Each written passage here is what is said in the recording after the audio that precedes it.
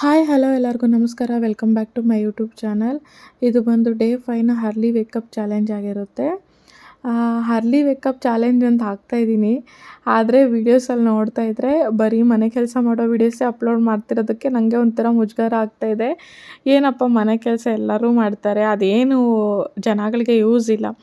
ಅಂದರೆ ನನಗೆ ಸಬ್ಸ್ಕ್ರೈಬರ್ಸ್ ತುಂಬ ಕಮ್ಮಿನೇ ಇರ್ಬೋದು. ಆದ್ರೂ ಅದರಲ್ಲಿ ನನ್ನ ಇಷ್ಟಪಟ್ಟು ನನ್ನ ವೀಡಿಯೋಸ್ನ ನೋಡೋರು ಇದ್ದೇ ಇರ್ತಾರಲ್ಲ. ಹೇಟ್ ಮಾಡೋರಂತೂ ತುಂಬ ಜನ ಇದ್ದಾರೆ, ನನಗೆ ಗೊತ್ತು. ನನ್ನ ಬೆನ್ನಿಂದೆ ಆಡ್ಕೊಳ್ಳೋರಂತೂ ಸಿಕ್ಕಾಪಟ್ಟೆ ಜನ ಇದ್ದಾರೆ, ನಮ್ಮವರೇ, ಬೇರೆ ಯಾರೂ ಅಲ್ಲ. ನಮ್ಮ ಸುತ್ತಮುತ್ತ ಇರೋ ಜನಗಳನ್ನೇ ನಮ್ಮನ್ನು ನೋಡಿ ಆಡ್ಕೊಳ್ಳೋ ಅಂಥವ್ರು ಇದ್ದಾರೆ. ಅವ್ರನ್ನೆಲ್ಲ ನಾನು ತಲೆನೇ ಕೆಡಿಸ್ಕೊಳಲ್ಲ. ಅವ್ರಿಗೆಲ್ಲ ಹಿಂದೆ ಮಾತಾಡೋಕ್ಕಷ್ಟೇ ಆಗುತ್ತೆ, ಮುಂದೆ ಬಂದು ನಿಂತ್ಕೊಂಡು ಮಾತಾಡೋ ಧೈರ್ಯ ಅಂತೂ ಇರೋದಿಲ್ಲ. ಅದಕ್ಕೆಲ್ಲ ನಾನು ತಲೆ ಕೆಡಿಸ್ಕೊಳ್ಳೋದಿಲ್ಲ. ತಲೆ ಕೆಡಿಸ್ಕೊತಿದ್ದೆ ಒಂದು ಟೈಮಲ್ಲಿ, ಅಯ್ಯೋ ಈ ಥರ ವೀಡಿಯೋಸ್ ಅಪ್ಲೋಡ್ ಮಾಡಿದ್ರೆ ಅವ್ರೇನು ಅನ್ಕೊತಾರೆ, ಇವ್ರೇನು ಅನ್ಕೊತಾರೆ ಅಂತ. ನಿಜವಾಗ್ಲೂ ಹೇಳ್ತೀನಿ, ಅಂದ್ಕೊಳ್ಳೋರಿಂದ ನನಗೆ ₹1 ಇಲ್ಲ, ನನಗೆ ಅಂತಲ್ಲ ಯಾರಿಗೂ ₹1 ಲಾಭ ಕೂಡ ಇರಲ್ಲ. ಅವ್ರನ್ನೆಲ್ಲ ಮೆಟ್ಟಿ ಮುಂದೆ ಹೋದ್ರೇ ನಾವು ಮುಂದೆ ಹೋಗೋಕ್ಕಾಗೋದಿಲ್ಲ. ಅಂದರೆ ನಾವು ಅವ್ರ ಬೆನ್ನನ್ನು ನೋಡಿಕೊಂಡೇ ಅವ್ರು ನಮ್ಮನ್ನು ಮಾತಾಡ್ತಿರೋ ಮಾತುಗಳು ಕೇಳಿಸ್ಕೊಂಡು ಹತ್ಕೊಂಡು ಒಂದು ಮೂಲೆಯಲ್ಲಿ ಕೂತ್ಕೊಬೇಕು ಅಷ್ಟೇ. ಅದನ್ನೆಲ್ಲ ಇಗ್ನೋರ್ ಮಾಡ್ಕೊಂಡು ಮುಂದೆ ಹೋಗ್ತಾ ಇರಬೇಕು. ಆಗ ನಾವು ಅಂದ್ಕೊಂಡಿರೋ ಸಾಧನೆನ ಮಾಡೋಕ್ಕಾಗುತ್ತೆ.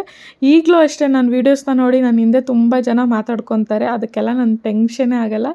ಆದರೆ ನನಗೆ ತುಂಬ ಸಪೋರ್ಟ್ ಮಾಡೋ ಅಂಥ, ತುಂಬ ಪ್ರೀತಿಯಿಂದ ಹೇಳೋ ಅಂಥವ್ರು ಈ ನನ್ನ 2 ಫ್ಯಾಮಿಲಿ ಇದೆ. ನಂದು 2 ಸಂಸಾರ ಫ್ಯಾಮಿಲಿ. ನಾನು ಆ ಫ್ಯಾಮಿಲಿಲಿ ಒಂದಲ್ಲ ಒಂದು ದಿನ ತುಂಬ ಗ್ರ್ಯಾಂಡಾಗೆ ನಾನು ಅವ್ರನ್ನ ಇಂಟ್ರಡ್ಯೂಸ್ ಮಾಡಬೇಕು ನನ್ನ ಚಾನಲ್ನಲ್ಲಿ ಅಂತಲೇ ಅಂದ್ಕೊಂಡಿದ್ದೀನಿ.